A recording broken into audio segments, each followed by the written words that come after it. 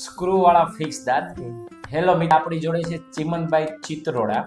એમને 3 મહિના પહેલા આપણે કોરિયાના ઇમ્પ્લાન્ટ ઉપર અને નીચે મૂક્યા છે. આજે એમને અમે ફાઇનલ દાંત આપી દીધા છે. હશો તો ચિમનભાઈ? હા, બરાબર. કોરિયાના ઇમ્પ્લાન્ટ આપણે નાખ્યા છે ચિમનભાઈમાં. ચિમનભાઈ, કેવી રહી આ જર્ની તમારી?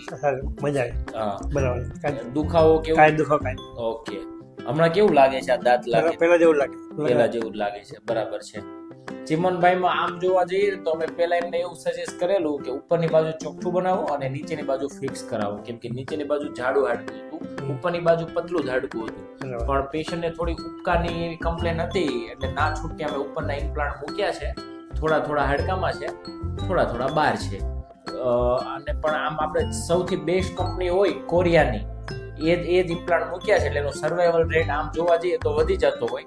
એમને દાંત અમને સિરામિકના એટલે જ નથી આપ્યા, આમના મોઢામાં એક્રેલિકના દાંત આપ્યા છે જેથી સ્ક્રૂ ઉપર ઓછો વજન પડે અને સ્ક્રૂ લાંબા ચાલી શકે.